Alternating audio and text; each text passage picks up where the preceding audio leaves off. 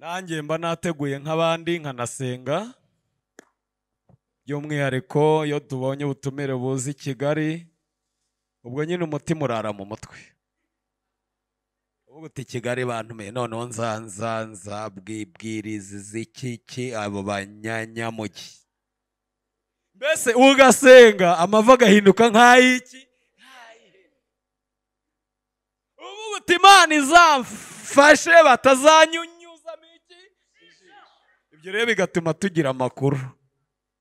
Imana yampaye message kandi umuntu ubeshya kuri aritari yacukura n'inzu nibanda ikomeye cyane cyane ko mu moko y'ubuvume havumwe umuntu uvuga ngo Imana iravuze itagize ite.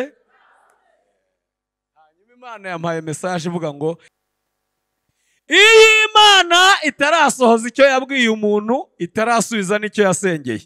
Yesu ashimwe. Mu rugendo rw'imibabaro acamo arindiriye icyo Imana yavuze n'icyo yagambiriye imuha imbaraga zingana naho ageze. Yongera ishimwe. Nta rwitwazo na rumwe uzagira imbere y'Imana ko imirwano yakunesheje kuko Imana yari yaguteganirije imbaraga zingana n'urugamba ugize ute. Umuti w'ibibazo si ukwirirwa ubisakuza nk'aho ari wowe ugeragezwa kurusha abandi ahubwo inama naguha cyangwa umuti naguha wo kunywera mu rugo uravuga ngo mwiyumanganye mu byago. Muri maso ngo mbabwire ikintu Imana ihaye inkoramutima zayo zonyine. Abari maso bakwiyandayanda bakagira bati amena. Ikintu gikomeye Imana iha inkoramutima zayo kiruta ama etaje n'amazu yo muri Amerika. Bibiliya iravuga ngo iyo umuntu atakaje cyangwa atarakira imbaraga z'umwuka wera Imana ihita imwihera umuyobora mu rugo, mu kazi cyangwa mu rusengero. Iyo umaze kwiyononesha ibyo ureba, ibyo uvuga, ibyo utekereza muri Yeremiya 38 yaravuze ngo nibimbamo binyanduza bikangira iki imbohe mbere yuko Imana ikureka burundu ihita iguhereza umuyobozi wawe mu cyiciro cyangwa mu rugo. Urugero aho wasengera hose n'abagusengera bari bo bose icyo wifuza ku Mana mu by'uyu mubiri no mu by'ubugingo ni nk'ideni urimo waka muri banki ariko ufite ikibazo cyo kutagira iki ingwate, ngo ingwate ni umwuka wera. Ntabwo mujya mubona ko abantu bitwara iyo bashubijwe nk'abatazakenera Imana.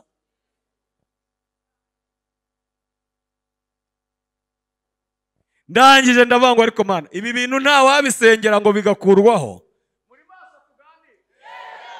Hanyuma ibintu byavuzwe n'Uwiteka uretse nyirabyo wakwitwararika ku Mana igahindura imigambi mibi yari imufitiye, hari undi muntu waza akabisengera bigakurwaho? Umwigisha abameze nk'inkirese. Iyo rero muri abanebwe mu gukama mushobora gutahana bwake kandi amata y'umwuka yabizaniye, ndavuga shesha murokore. Hano mu masengesho cyangwa mu materaniro tuba tumeze nk'abantu bari kwa muganga. Hanyuma laboratwari yacu niyi abayigendanye mugire mutye. Hanyuma twebwe abigisha tukaba abaganga, abigisha abahanuzi abera baryohora bari maso turabaganga.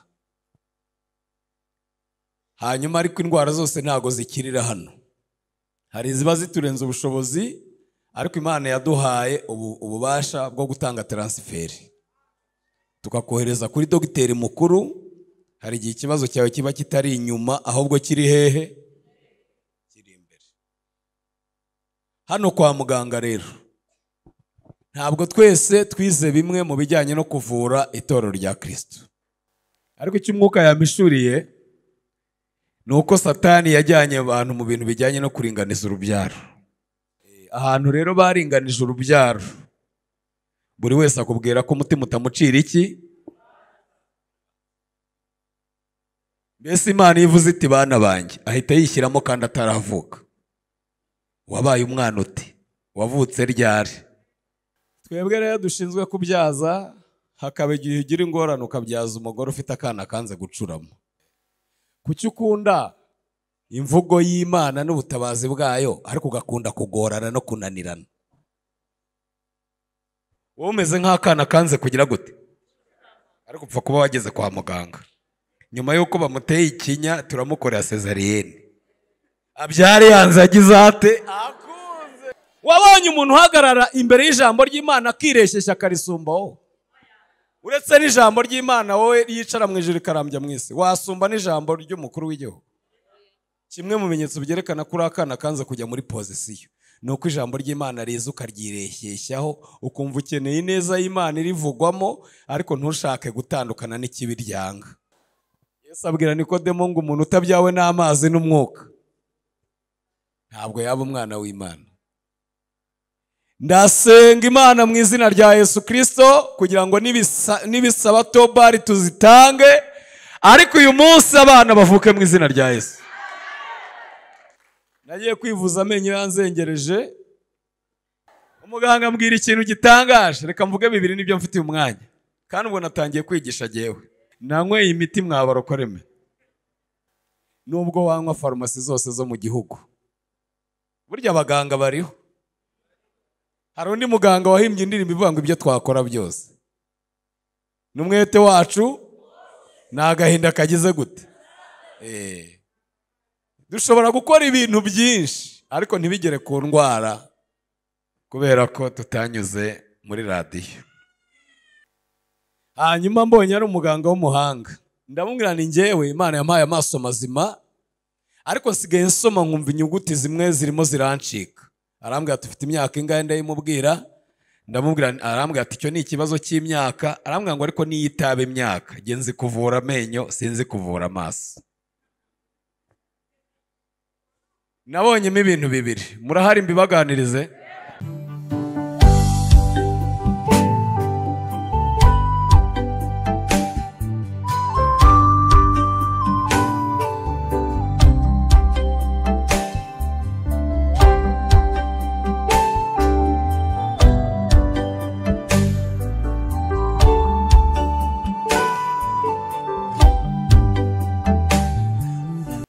Habura bake cyangwa benshi baba bambonye ari ubwa mbere batanzi. Ntuye mu majyepfo, i Huye mu Matyazo, nitwa Nyagasani Aribuka Loti. Ntabwo ari ubwa mbere nje hano, ariko Imana ishimirwe ko yongeye kuduhuza, twishwe n'ibyaha n'ibyago Imana yarabiturinze, kuko Imana ariyo murinzi wo kwizerwa, ikaba n'igicucu cy'iburyo bwacu gihoraho. Mu masengesho hagora umunsi wa kabiri, ariko hari n'ababyitwaza, cyane cyane abaje bariye mu gihe cyo kwiyiriza, nibo bakunda kwirembya cyane ngo basibanganye ibimenyetso. Ariko amasengesho ntabwo yica, arahembura. Ubwo niba wataraguhembura, ubwo umenye ko igitambo cyawe kitaremerwa. Abafite mu mutima inzira zijya i Siyoni, ikimenyetso simusiga cy'uko zikirimo ijambo ry'Imana, riravuga ngo bagenda bagwiza iki? Imbaraga. Kandi umuntu wese wo muri baboneka amaso y'Imana i Siyoni. Hanyuma undi mwanditsi wa Zaburi yavuze ngo bazagumya kwera no mu busaza, imvi zirinde z'uruyenzi bagifite amagakama n'itoto. Hari ababyitwaza, ariko ijambo ry'Imana rirabagenzurira rigasanga ntabwo ari byo. Hanyuma biranashoboka ko umuntu wacu w'inyuma ashobora kugira intege nke, ariko icyiza cye ntabwo ari we shoferi. Ari we shoferi. Njya nkora ingendo za bugufi n'iza kure, kandi ubuzima mbamo butuma ndyama gake. Nshobora no gusinzira mu modoka. N'ubu naje nsinziriye.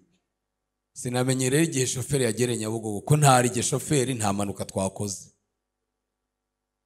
Hanyuma niba umuntu wawe w'inyuma ari wo kuyobora, uzajya ugira intege nke bigaragarira abantu, ariko kubera ko umuntu wacu w'imbere ari we shoferi, nubwo umuntu wacu w'inyuma yagira intege nke, apusuye uw'imbere apusuye inyuma bigakunda. Haleluya! Amen. Ibi ni ikira.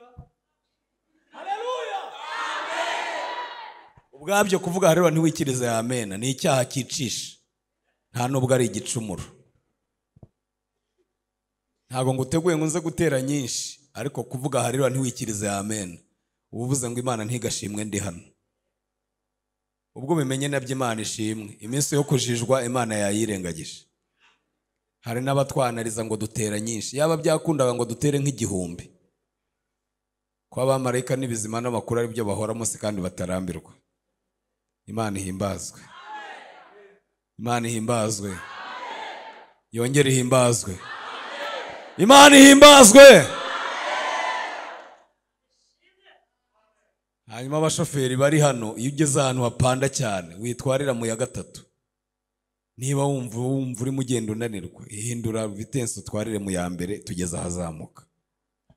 Umuntu mwegeranye mwiyenzaho mubwira ngo turagerayo mu izina rya Yesu. Nta cyagutwara duhari.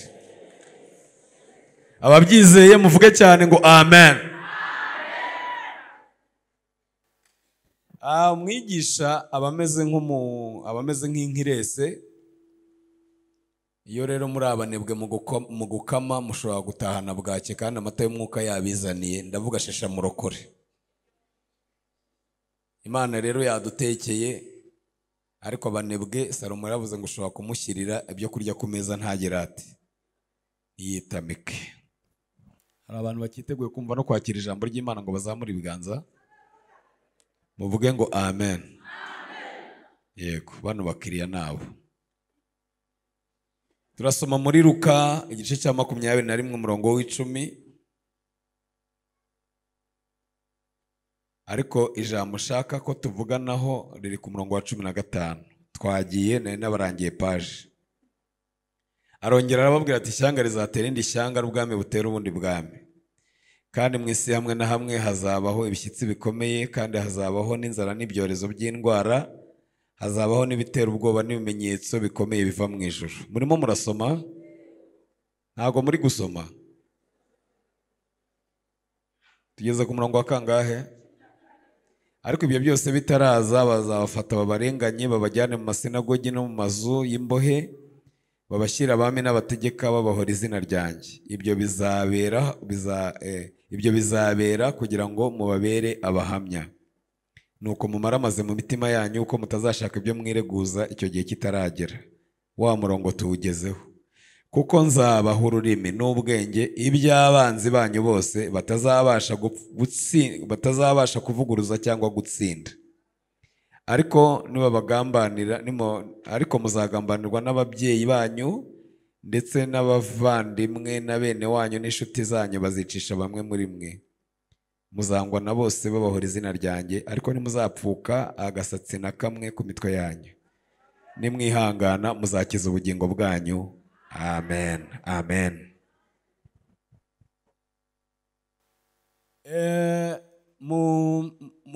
Hano mu masengesho cyangwa mu materaniro tuba tumeze nk'abantu bari kwa muganga. Hanyuma laboratwari yacu niyi, abayigendanye mugire mutya. Ibintu byacu biroroshye, laboratwari buri mukristo abagize ati abayifite.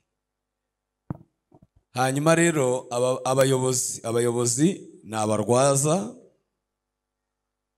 hanyuma twebwe abigisha tukaba abaganga. Abigisha, abahanuzi, abera baryohora bari maso, turi abaganga.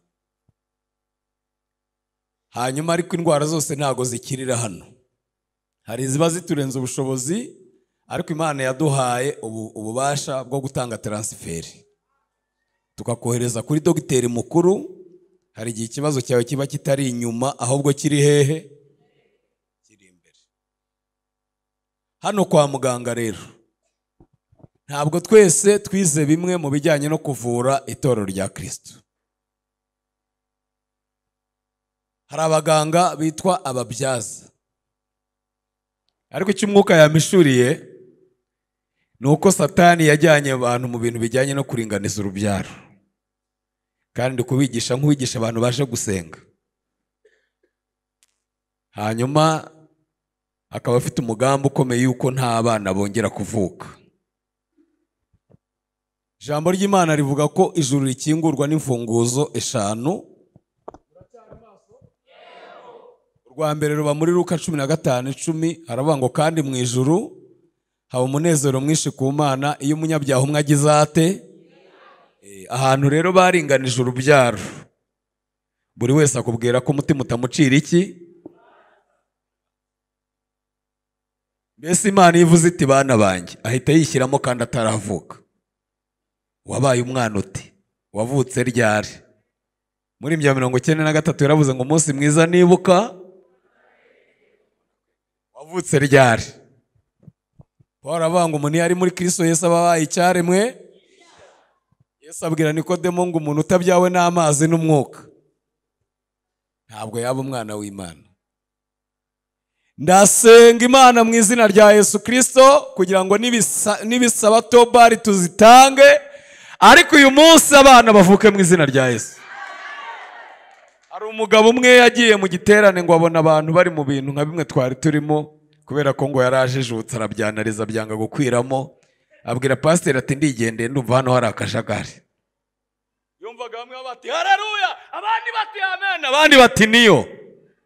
Pasiteri amuherekeza amugejeje mu marembo y'urusengero amubwira ati uze kunyarukira ku irimbi, abo ushaka niho bari.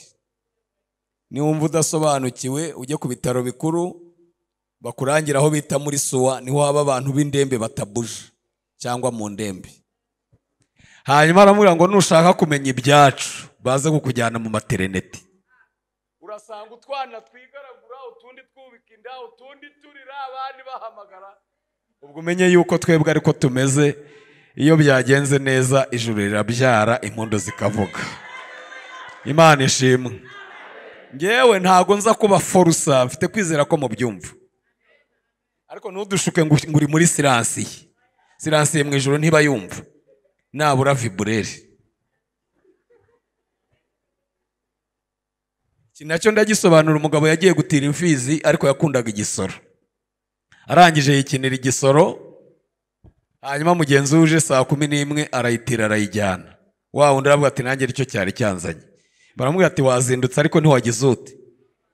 Hari abantu tuzasoza nta sengesho na rimwe ryabo rigeze ku Mana kuko batigeze bavuga icyagize gute. Iyo waye ngo uri muri siransiye, ngo uri umusirimu w'i Kigali, ibintu by'Imana ntago babisirimukamo cyane, ntago wayanariza ngo bikunde wasara. Imana yicara mu ijuru ikarambya mu isi, ijambo ry'umusaraba kubarimbuka n'ubupfu, ariko kuri twebwe abakizwa n'imbaraga z'Imana. Ongera umwiyenzeho mubwire ngo ikintu cyose ku Mana kirabara. Niba bakomye amashyi ntuyakome, umenye ko ibyishimo n'umunezero bitazaba iwawe. Kuko ku Mana iyo dukomeye Imana amashyi tuba duhamagaye ibyishimo, tuvuze ngo Imana ni umwami. Muyikomere amashyi yumva uko imererwa.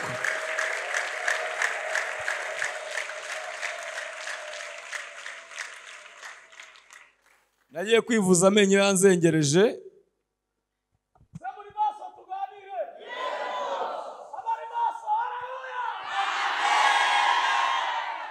Umuganga ambwira ikintu gitangaje, reka mvuge bibiri nibyo mfitiye umwanya, kandi ubwo natangiye kwigisha jewe. Hanyuma arambwira ati rero wa mukozi w'Imana we, abaganga bawe baragushutse. Nari mfite umuganga arambwira ati dore utangiye gukura kandi amenyo yawe akunda kumungwa, menshi bayakuyemo by'umwihariko ibijigo, iri risigaye rero reka turishakira imiti. Nkaza akanyandikira, nanyweye imiti mwabarokoreme. Umunota wanyu itama rirabyimba, njyayo ngiye gupfa. Mpura n'umuganga arakagira umugisha n'amahoro, aransuzuma, arangije ambaza amakuru. Ndamubwira nti mfite umuganga unkurikirana, yambwiye ko iri naryo nimurikuramo amatama azahubana, kandi ndi umuvugabutumwa nkatakaza umusaza. Hanyuma mwereka imiti yose nanyweye. Muracyari maso? Araseka arambwira ati niyo unywa farumasi zose zo mu gihugu ntabwo wari gukira, kubera ko iryinyo ryawe rya nyuma ryamuzitsa, aho kumera rihagaze ryameze ryitambitse. Hanyuma riri kurya, iryo ryitambitse ryararicukuye. Nubwo wanywa farumasi zose zo mu gihugu, burya abaganga bariho. Hari undi muganga wahimbye indirimbo ivuga ngo ibyo twakora byose n'umwete wacu n'agahinda kagize gute. Dushobora gukora ibintu byinshi ariko ntibigere ku ndwara, kubera ko tutanyuze muri radiyo. Hanyuma arangije arambwira ati rero umuti ni ukurikura, ati ahubwo yaba byakundaga n'icyo kitambitse nacyo nkagikuramo. Ndabana ntibanzu ukuremo ikindya, ikitambitse uzaba ukivanamo. Abanyarwanda baravuze ngo abwirwa benshi. Dufite igihe cyo kubana n'Imana, ariko ijambo ry'Imana rivuga ko amasengesho agira protokole. ndetse aho gutinda usenga watinda uyategura. Hanyuma mbonye ari umuganga w'umuhanga, ndamubwira ni njyewe Imana yampaye amaso mazima, ariko nsigaye nsoma nkumva inyuguti zimwe zirimo zirancika. Arambwira ati ufite imyaka ingahe? Ndayimubwira, ndamubwira, arambwira ati icyo ni ikibazo cy'imyaka. Arambwira ngo ariko niyitaba imyaka, nge nzi kuvura amenyo sinzi kuvura amaso. Nabonyemo ibintu bibiri, murahari mbibaganirize?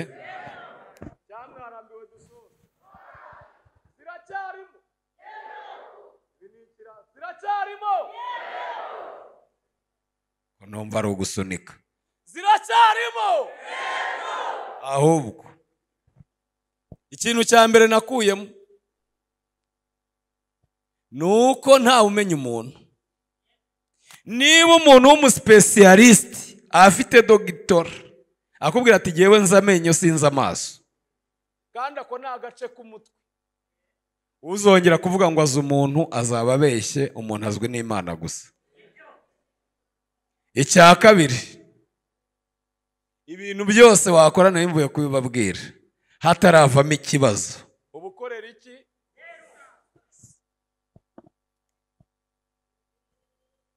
Hanyuma icya gatatu rero nicyo narindiho. Hano kwa muganga hari abarwaza beza bazi gutumira abaganga beza.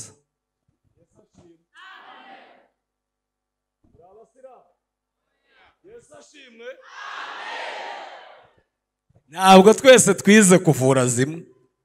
Uwize amenyo si we wize iki? Uwize amaso si we ubyaza iki? Uwize kubyaza si we wize amagufa? Mwarambiwe? Uwize amagufa si we wize imitsi? Wongera umwiyenze umubwire ngo ariko abaganga bose Imana yarabazanye.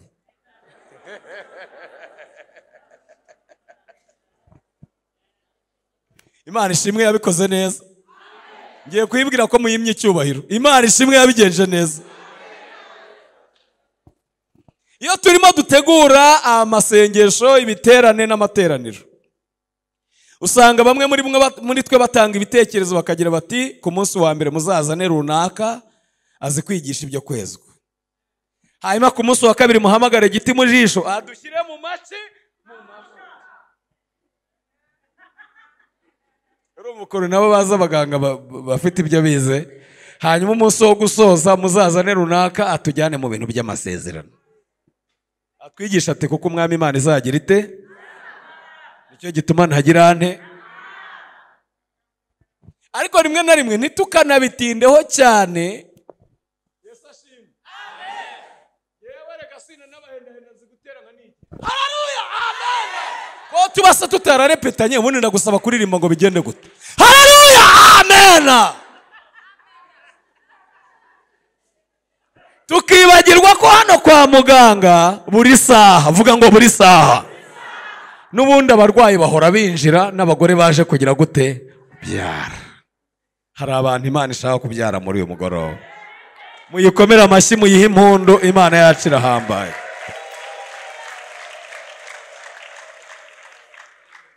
Noneho tukagira abantu b'abafarisayo mwuka byaramo, akubwira ngo ariko nguriya ngo bamuzanye mu gihe kitagize gute, kidakwiye, ngo yadukuye mu mavuta, ngo iyaba ari we bari bagize gute, ngo babanje.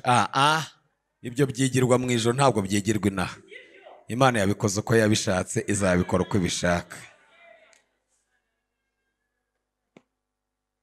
Buri saha abarwayi bahora bagira gute, kandi hakaba igihe uza ugahura nuko muganga wawe ataragira ate, ukamubwira ati ba wihanganye akanya kangana iki, muganga wawe ari hafi. Ariko iyo byihutirwa bahita bamuhamagara ngo abanguka ati ibintu birera ijansi. Ni muri ubwo buryo rero umwe aza akatwigisha ukagira ngo ntitwigeze twezwa, kubera ko we ashinzwe kubaga. Aho bamuhamagariye azanye inkota ityaya mujya ngahe yose, kandi ntumurenganye, iga kugusogota burya yamurangije iyo ari afite. Babajwe n'abarangaye, abatarangaye bazamura. Haleluya. maze iminsi nganiriza abantu mbabwira ko abakozi b'Imana bamwe bananiwe guhingisha isuka ariyo Yesu yatubwiye bagahingisha igitiyo. Guhingisha igitiyo bisobanuye iki? Biravuze ngo uzabitanga byose usigarane inzara. Uririmbira abantu bandi gusenga we nta na yumwe wagira ute. Kuko uhingisha igiki? Ubwira abandi kwihangana utakwihanganira nukuvuze. Kuko uhingisha iki? Ukabitanga bingana iki? We ntugire icyo ugira ute. Icya kabiri, abantu bagiye gukeba gukata bakatisha imihoro. Kuko umuhoro uburyaya mujyamo. Yendi kubwira abantu biriwe imbere y'Imana. Hanyuma inkota igatyara mujya ngahe? Impamvu rero abantu bahagaze imbere y'abandi babakomeza aribo bacogoye imbere mu muyaga. Nuko bakatishije umuhoro bakata imitima y'abandi wabo urasiga. Hanyuma rero wihangane, hari igihe haza muganga ushinzwe kugira gute? Kubaga, kandi afite inkota ityaya mujya ngahe? Wowe rero gukeba gake ye iba yanyahuranije. Ariko kandi muhumure, mbere yuko bagukata haba haje n'abagutera iki? Bavuga ati kubwo kunyagwa k'umuki no gusuhuza umutima kw'iki? K'umukene. None handagira nte? Ugahita ujya mu kinyarere tukakubaga bitworoheye.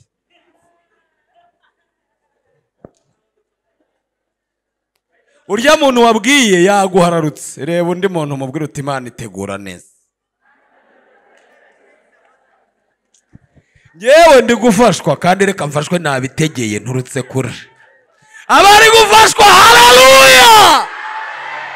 Imana izi ubwenge, ntabwo twazana inkota ityaya mujya ngahe? Itabanje kukohereza abaganga bagutera iki? Ikinya, bakubwira ati zakujya hehe? Imbere. Ataringaniye igira ite? Yaringanize. Urumva? Mbere yuko bagutera ikinya kandi abantu bivuje, ndi kuganira n'abantu bivuje. Hari utuntu bita niba ari dakiba ari alukoro babanza bakagusigiraho. Kugira ngo urushinge rwinjiyemo rubigize gute? Byoroshye. Ka alukoro kavuga ngo iraje ibigenza ite? Iraje ibitekinike ihindure we ihindure we. Urumva hatarimo horoha? Ku birenge byawe Mana niho natabariwe.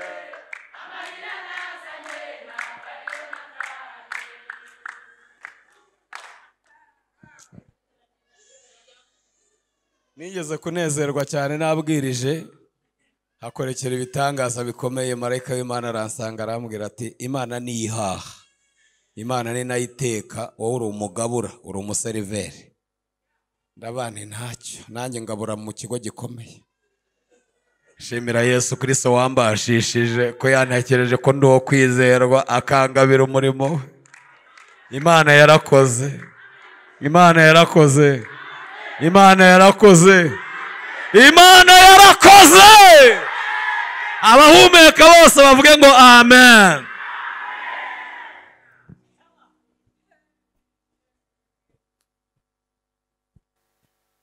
Twebwe rero dushinzwe kubyaza, hakaba igihe ugira ingorane ukabyaza umugore ufite akana kanze gucuramo.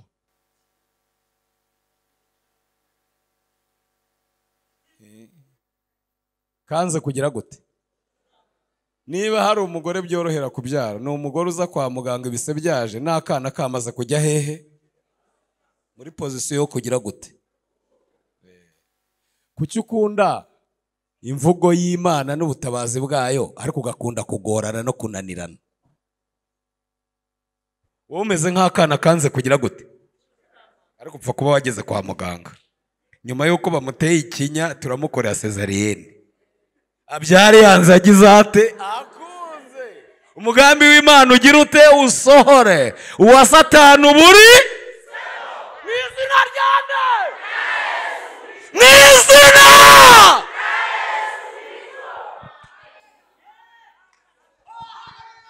Mumwishyirize. Wabonye umuntu uhagarara imbere y'ijambo ry'Imana akireshyeshya akarisumbaho?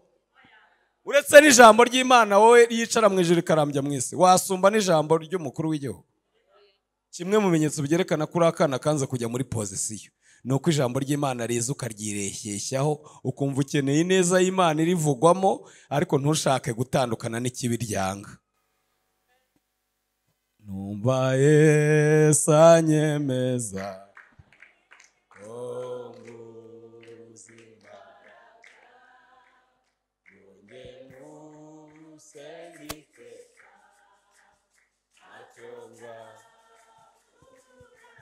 ayiwe yanyishyuriye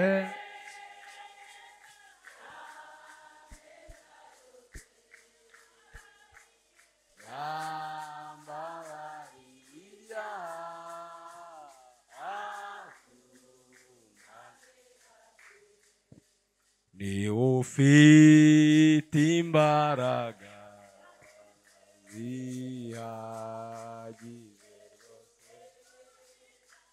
gukiza ababembe bigakiza.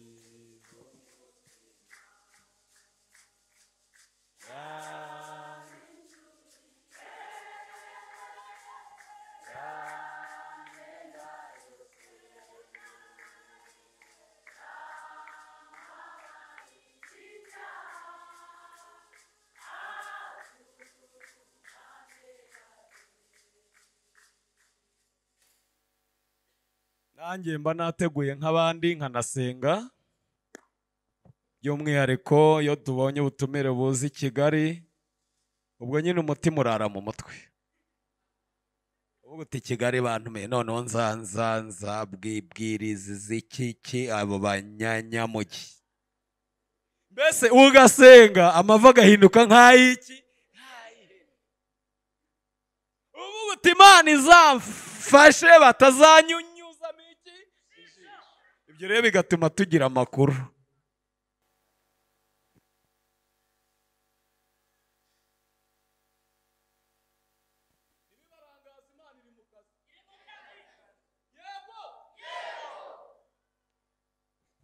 Hanyuma nubwo natinze nsoma nkanasenga, ariko nagize ingorane zikomeye nyuma yo kumenya buno butumire.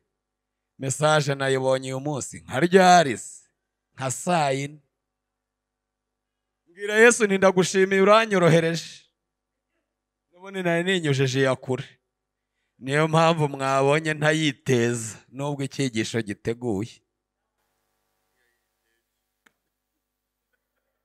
Mfite na mukuru wayo uri mize 3, kandi si itegeko n'iteka ngo mwese mubyumve, kuko abwirwa benshi. Nigeze nigisha ahantu imyaka 10, mbabazwa nuko inyigisho nababwiye zitabahinduye, kandi nahabaye amanywa nijoro ngiye kubasengera mu butayu. Imana irambwira ngo kumva mbitangira ubuntu, ubwo buntu ntabwo babugiriwe bwo kumva iby'umwuka abwira iki, kandi abandi bagenderaho hatagira n'uwo bigusha.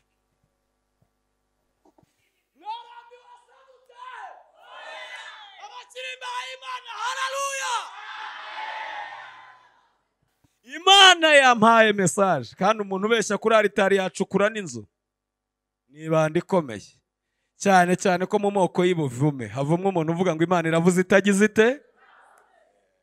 Hanyuma Imana yampaye message ivuga ngo igiye gutanga imbaraga zingana n'ibyo abantu barwana nabyo.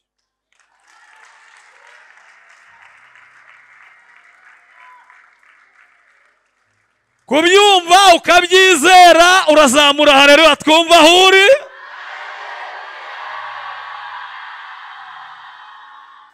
Erega nubwo abandi baganga baguteye ikinya, ariko ntabwo bisobanura kuri hari ukize. Hari iminsi yo kuguma mu bitaro abaganga bakagira gute, bakakwitaho. Yampaye inka genda cyari hano, ntago ndataha, ndarara n'ejo nzaza. Mwese nzasanga imodoka baguhanuriye wayibonye, mwe muretse muraziterera rimwe. Wagira ngo nzasanga imodoka baguhanuriye se wayibonye? Nzasanga sinzu baguhanuriye wayubatse? Oya, nzamanuka no mu kindi nzagaruka, uzaba ukiri kuri ntumiteho mukiza. Nuko cyari ikinya bagutegura ngo tukubane.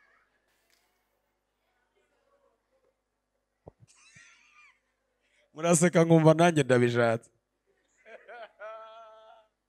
ariko mwishime iteka n'ubundi agahinda si uguhorurira. Uzi ko Imana yacu ivuga iti ndi Uwiteka ndabikoze, ukagira ngo urabisanga mu rugo.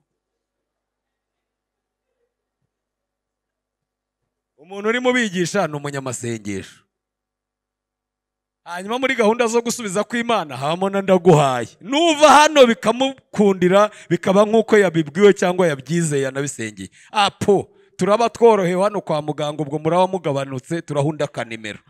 Nushaka ugenda ubibone nta shyari tugufitiye, ariko abatabibona nabo mwikuka umutima, Imana irahari kandi ishobora bingahe.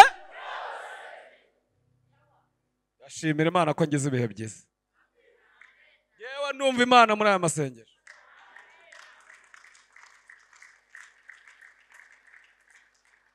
Imana iturebera ahantu, Imana iturebera aho tutareba we.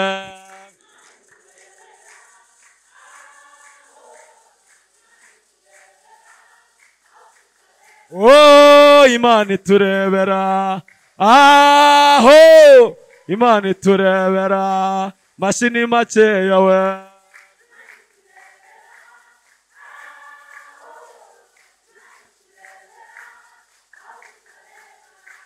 Mugabo Daniyeli baramugambaniye, ntare bazishonjesha iminsi 7, bagira ngo zizamurya zitakaza peti, avamo ari muzima.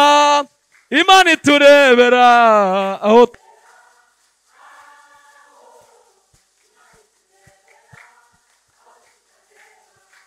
twe turi abapende bo muri ADEPR, ntabwo turi abadive. Iyo duhimbaza Imana dushyiramo n'amashyi. Imana iturebeye aho tutareba we.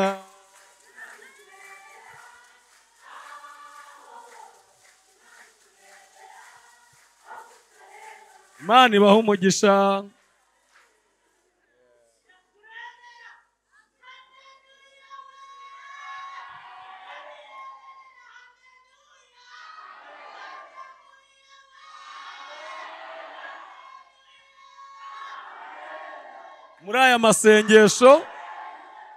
Muri aya masengesho harimo inzitizi nyinshi zishobora gutuma dusengera ubusa. Inzitizi ya kabiri nayihasanze, nagira ngo ndebe ko igihari, ni iyitwa kudakora ibintu iyo byiswe amasengesho. Byiswe iki? Bisaba ko abayarimo bakora ibintu. Umunsi wa Pentekote ugize ute? Bari hamwe mu mwanya umwe bahuje iki? Twebwe rero abagira radari zo gupima guhuza umutima ni bake. Ikimenyetso cyo guhuza umutima kwacu nuko dukora ibintu intero nyusanze nyugatera niyo ugira ute mu masengero araha muri Kigali mpamvu yahisemo kuza hano nuko ugomba kubikora.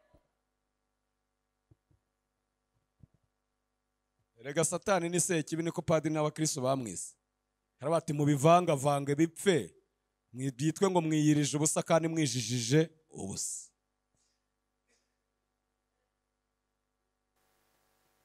Iyo Imana itarasohoza icyo yabwiye umuntu, itarasubiza n'icyo yasengeye, Yesu ashimwe. Mu rugendo rw'imibabaro acamo arindiriye icyo Imana yavuze n'icyo yagambiriye, imuha imbaraga zingana n'aho ageze. Yongera ishimwe.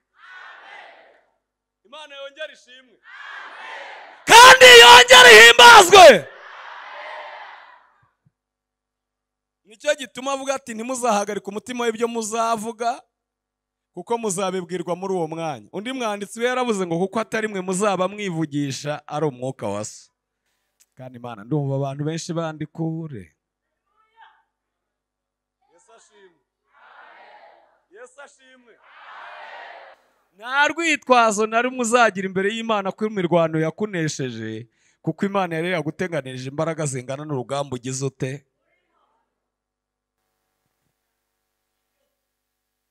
Dore umugabo uzigabye,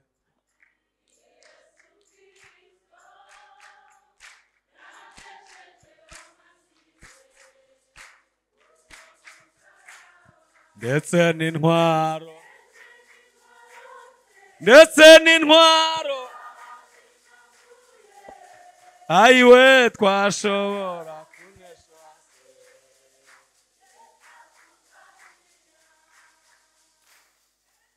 Umuti w'ibibazo si ukwirirwa ubisakuza nk'aho ari wowe ugeragezwa kurusha abandi, ahubwo inama naguha cyangwa umuti naguha wo kunywera mu rugo, uravuga ngo mwiyumanganye mu byago.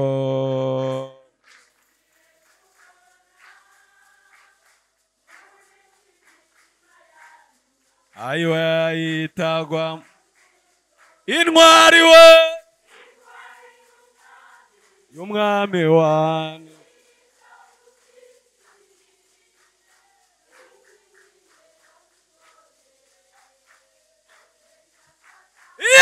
intwari we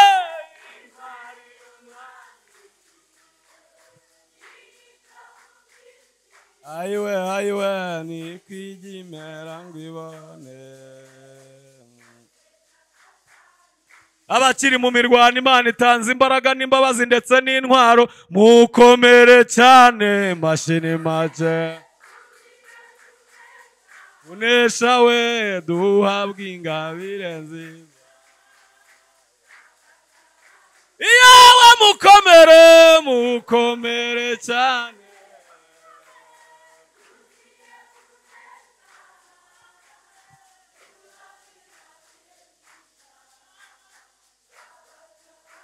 iye mukomere cyane.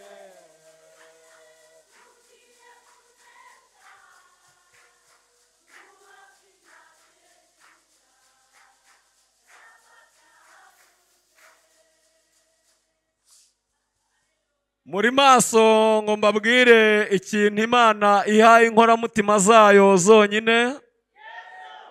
abari maso bakwiyandayanda bakagira bati amena.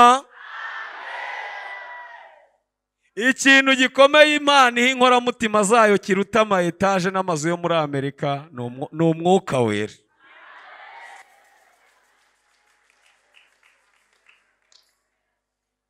ngo ni amafaranga, ni amapawundi. mbwira Imana ko munyihoreye.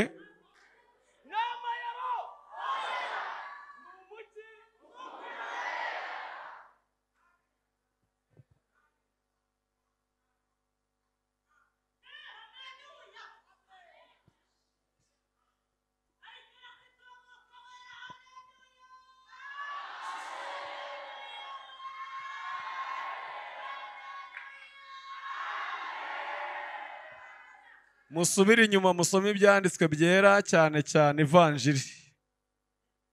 ntabwo Yesu yigeze avuga ko ibigeragezo bitazabaho. yaravuze ngo ubwami buzatera ubundi bwarabuteye ntiburabutera. hazabaho inzara, yarabaye ntiraba. indwara ntiziraba. imitingito n'imiyaga na tsunami ntabihari. aravuga ngo mwirinde mudahagarika iki kuko bitazabura. amagambo yavuzwe na Yesu ni amahame. aravuga ngo ndetse no mu nkiko muzajyayo iyo mutarangara mbaganirije.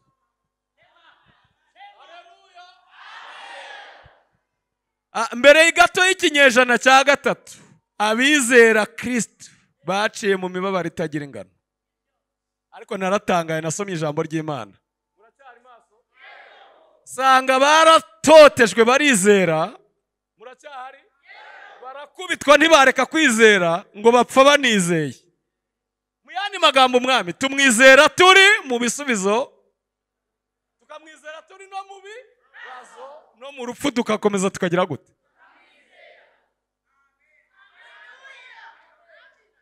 ngo bapfuye bakigira gute? bakizera batarahabwa ibyagize gute?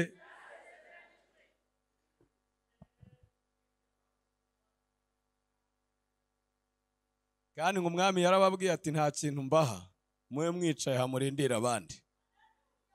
hari abantu bari hano bagifite gahunda yo kujya mu ijuru.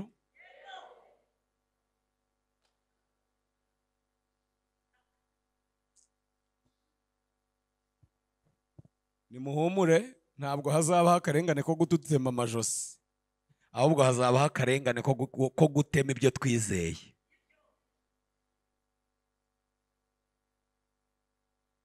Shobora kuba hababanye harehare ntimuhashyikire, kandi ndabona aho njya baharebesha kamera, ubwo mba ndimo nyihunga basi ngo mbwira abaha. Ntabwo hazongeraho kuba akarengane ko kudutema iki amazosi, ahubwo hazabaho akarengane gatema ibiri mu mutima. Mwarangaye? Kandi ako niko kabi, kuko agatema amajosi ngo bapfuye bagira bati, ariko agatema iby'umwuka twizeye gashobora gutuma dusoza nabi twarasenze.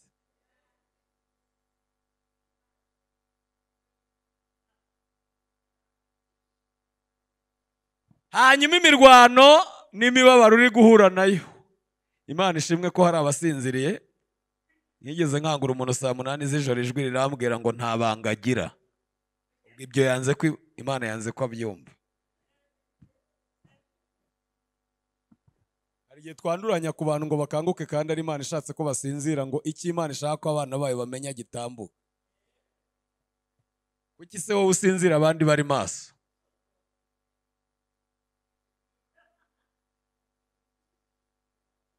Icyakora ntabwo dushobora kubana na Petero wabambwe igicuri, kuko Imana itaramuhemba, ngo tubane na Stefano watewe iki amabuye, udasogongeye no ku nzara, udasogongeye no kubakurwanya n'abagutuka, birya byose byakuzanye. Imana yaguteye ikinya ngo ubu bigumyemo gato, ubanze ugira ute usogongeraho, nawe uzabona ko wirata mu gihe abera bazaba bateranye.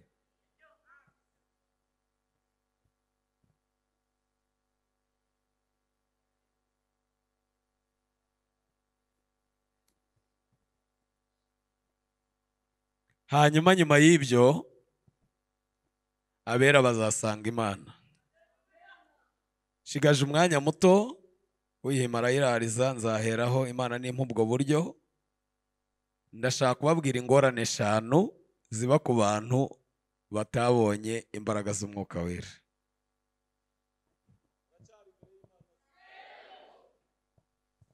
Ingorane ya mbere,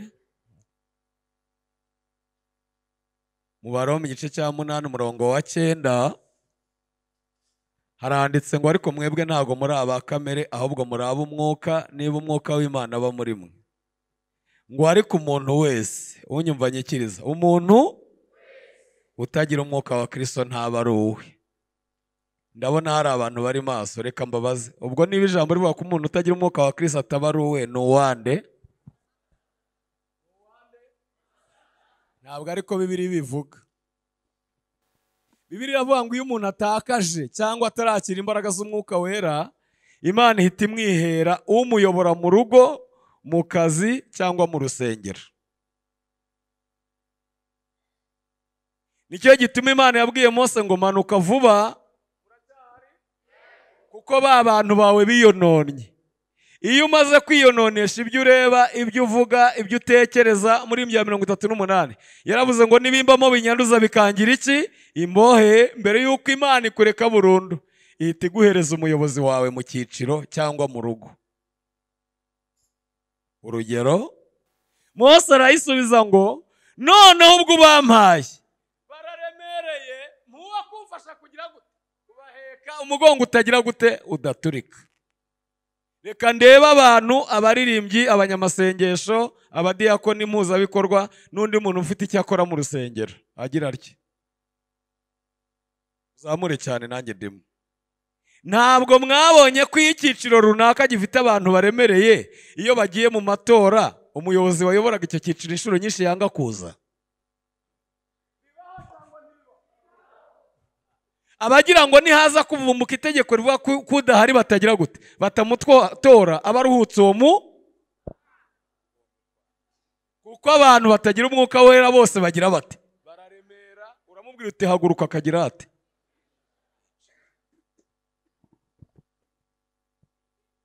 Twe kubyina amanyurane basi twicare, akagira ate? Uburyo arakuzonga akakurusha ukumva umugongo ugivuye.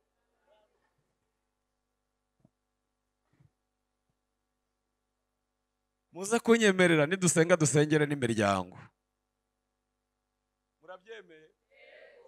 Ushobora kuba utabizi, uyu munsi dufite ikibazo gikomeye mu miryango y'abantu bitwa ngo barizera Imana n'abanyarwanda muri rusange, ariko nta kindi kiri gutiza umurindi izo mbaraga, ni uko usanga umugore aremerera iki umugabo, cyangwa umugabo akaremerera iki umugore, uwari umutwaro akaba yahindutse umutwaro.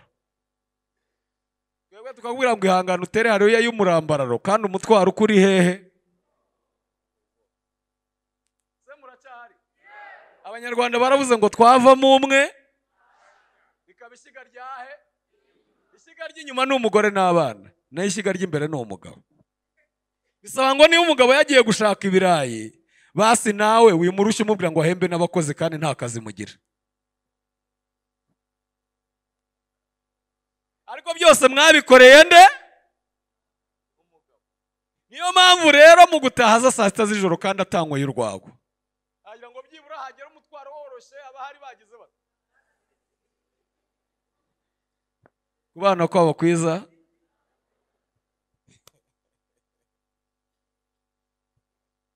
Iri jambo ryerekana ko iyo umuntu atagira umwuka wera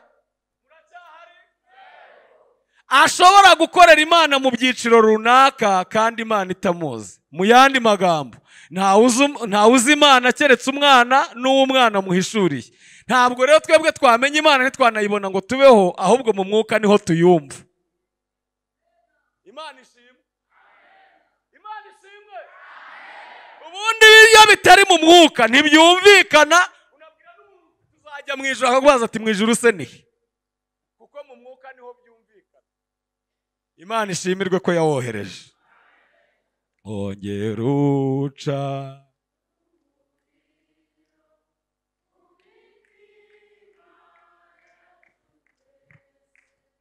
ibitaro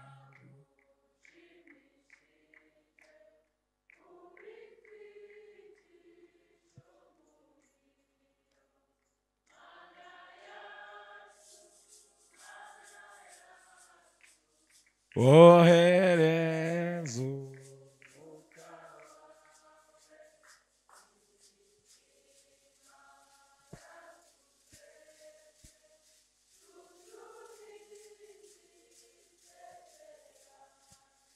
Mbangize umugisha ukomeye iyo hari ibintu mishuriwe n'Imana kubwira abantu ngasanga hari undi wabivuzeho, kiba ari ikimenyetso cy'uko Imana itavuga rimwe, ngo ivuga rimwe ndetse kabiri nubwo umuntu atabyitaho.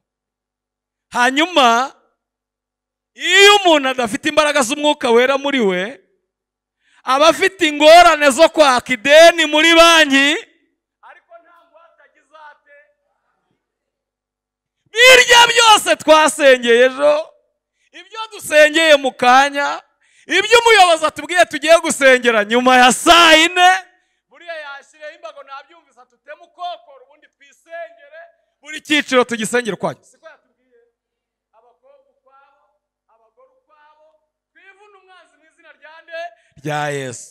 Birakwiye ko dusenga uko gusenga k'umukiranutsi kugira umumaro mwinshi yasenganye iki? Umwete. Iyi ngorane ihari ni uko dushaka ideni muri banki ariko tutagira iki? Hagira usoma urwa kabiri rwa Bikorinto 5:5 mpumeke nanjye. Hari abantu bagira ngo turi mu mahamba n'amazina y'inka, ariko tuba turi mu gice gikomeye cy'ubuhanuzi. Mwahabuze?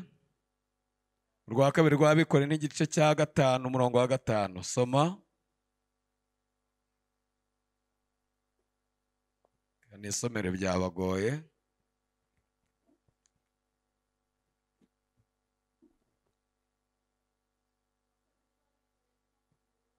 Igice cya 5 umurongo wa 5 haravuga ngo Imana niyo yaturemeye iyo ngiyo, ndetse yayiduhereye umwuka ho ingwate. Yayiduhereye umwuka ho iki? Ingwate.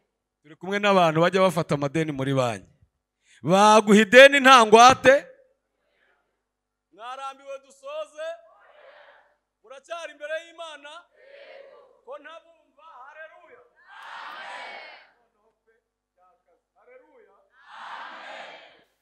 Aho wasengera hose n'abagusengera bari bo bose, icyo wifuza ku Mana mu by'uyu mubiri no mu by'ubugingo ni nk'ideni urimo waka muri banki ariko ufite ikibazo cyo kutagira iki? Ingwate. Ngo ingwate ni Umwuka Wera.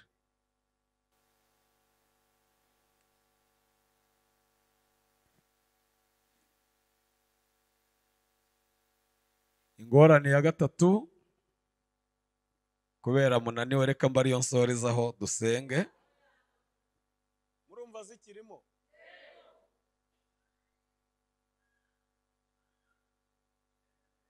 Uzi ko mwakwandara mukavuga ngo amen? Reka data, reka numve haleluya. Zamura haleluya.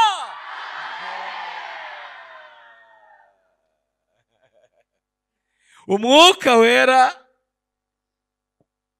niwe muranga, ni nawe marene, ni nawe waritse umugeni wa Kristo. Ingorane ya gatatu rero ikavuga ngo iyo utagira Umwuka Wera uba uri mu buzima bw'umwuka ariko butagira uburere. Ariko abawufite bagira principe bagenda bavuga ngo ntituri abacu ngo, kuko umwuka niwe uzana amateka n'amategeko y'Imana akayakura ku bisate by'amabuye akabyimurira mu nkingi z'iki, bigatuma dukiranukiraho abantu bareba naho batagira gute.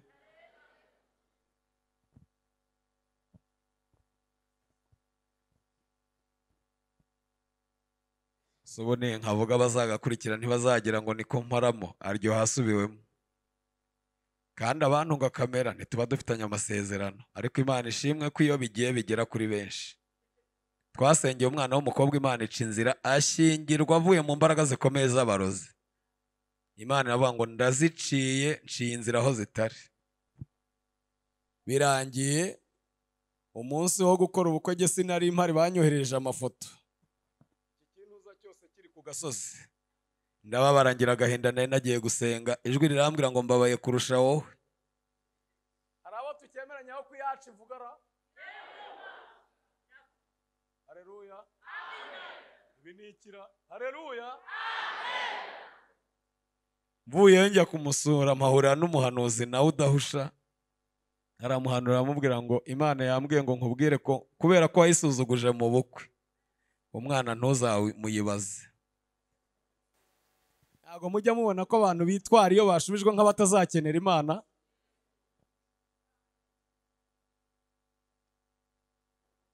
Ndangije ndavuga ngo ariko Mana ibi bintu nta wabisengera ngo bigakurwaho.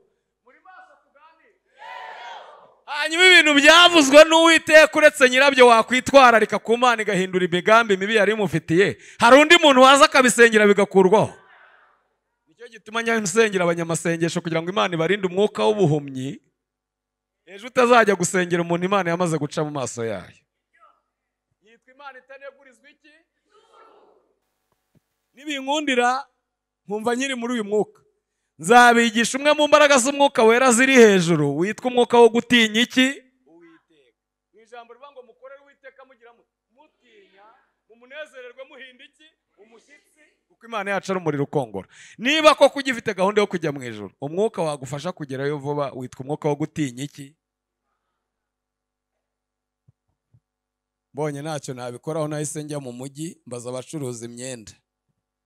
Barambwira ati imyenda niyo twacuruzaga, niyo twacuruzaga yubahishaga Imana n'abantu, ariko imyenda idushoboza kwishyura amakeredi tukabona n'imisoro n'ubukode bw'inzu ni iy'abataye Uwiteka, kandi n'ab'iwanyu tubafite ari benshi.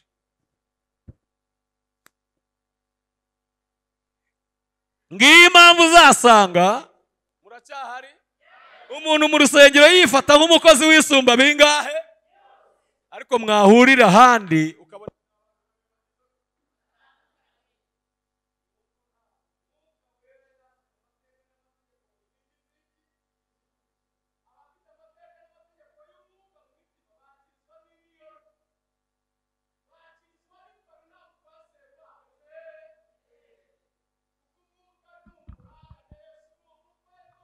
Amen. Amen.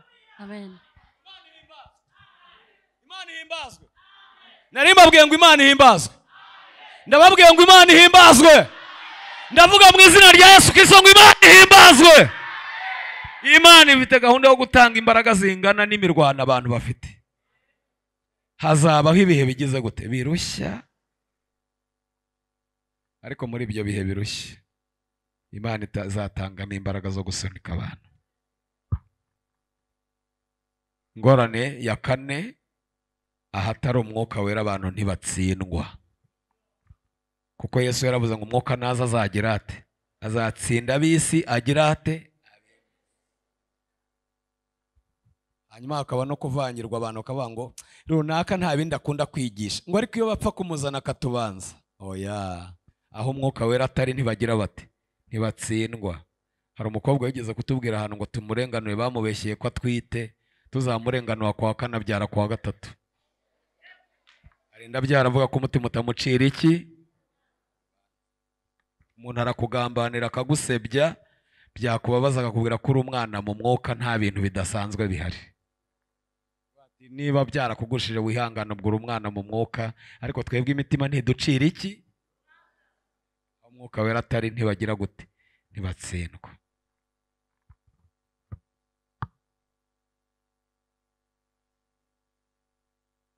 Ngira ibintu bimbabaza, reka mvuga icyo hanyuma mvuga ikindi kimwe dusenge. Hanyuma iyo mbabajwe n'ikintu ntacyo ndi bugikoreho ndongera nkababara, kandi hagati aho ndumva ari gutera nkaniyikiriza. Abakinkurikiye muvuge ngo amen. Urumva ko ari bakeya. Mbabazwa n'ijambo Yesu yavuze ngo benshi bazambaza kuri uwo munsi. Twahanuraga mu izina, abantu bari hano badahanura. Niba hari ibintu bivuna mu rusengero ni uguhanura.